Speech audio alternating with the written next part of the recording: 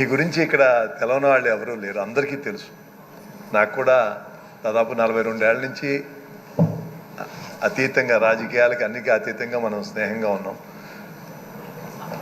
కొన్ని విషయాలు వాళ్ళు చెప్పారు, మీరు ఎలా మాట్లాడతారు, కానీ మీ స్నేహభావం, మీరు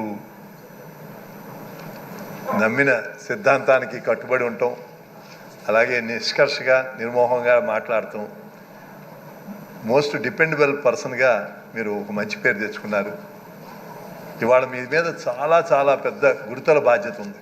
ఎందుకంటే ఈ సభలో ఎన్నికైన వాళ్ళు స్వాతంత్రానికి ముందు పుట్టిన వాళ్ళు 2 ఉన్నారు, వరదరాజు రెడ్డి గారు, బుచ్చి చౌదరి గారు. కానీ వాళ్ళకు కూడా స్వాతంత్రం ఎలా వచ్చిందో తెలియదు. కానీ మొన్న జరిగిన ఎలక్షన్లో ఆంధ్ర రాష్ట్ర ప్రజలు స్వాతంత్రం ఎలా జరిగింది, ఎలా తెచ్చుకున్నారనే దానికి ఒక రుజువు మొన్న జరిగిన ఎలక్షన్. స్వాతంత్ర పోరాటం ఏం జరిగిందో తెలియదు, మొన్న ప్రజలు ఆ రకంగా తీర్పిచ్చారు ఎన్డీఏకి. మళ్ళా ఈ గాడి తప్పిన దాన్ని చంద్రబాబు నాయుడు గారు అయితే గాడిలో పెట్టగలరనే నమ్మకంతో ప్రజలు ఇచ్చారు. దీనికి ఈ జరిగినట్లు శాసనసభలో జరిగిన అకృత్యాలు, భాష, రాజకీయాలంటే అసహ్యం వేసే విధంగా రాజకీయ నాయకులు మాట్లాడిన భాష, ఇలా ఉంటారా ఎమ్మెల్యేలు? ప్రజలు బుద్ధి చెప్పారు. అమాయకులు అనుకోమాకండి, అవసరం వచ్చినప్పుడు చెప్తారు. అలాగే ఎంత పక్షపాత ధోరణి ఇక్కడ జరిగే, వాళ్ళకి ఏ ఛానల్స్ అయితే ఆ ఛానల్స్లోనే పెడతాం. అలాగే గౌరవ ప్రతిపక్ష నాయకుడిని ఎంత అవమానంగా, అంటే ఆయన తలదించి కూర్చుంటే,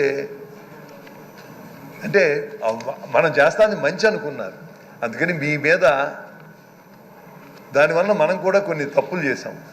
తప్పులంటే విధానాలు మార్చుకోవాల్సింది. నేను నిజంగానే 70 ఏళ్ళ వయసు నిండిందని 2018లో నేను ప్రత్యక్ష రాజకీయాలకి నేను ఇంకా విరమించుకుంటానని ప్రకటించాను. కానీ ఇవన్నీ చూసిన తర్వాత మనసు, నా వంతు పాత్ర నేనేం పోషిస్తున్నాను అని అసలు ఇంకా దీనికన్నా ఈ దుర్మార్గ ప్రభుత్వం పోవటం కన్నా ఈ రాష్ట్రానికి ఇంకేమీ లేదు అని మళ్ళా రావాల్సింది. నేను శాసనసభలో అన్న మాట తప్పాల్సి వచ్చింది.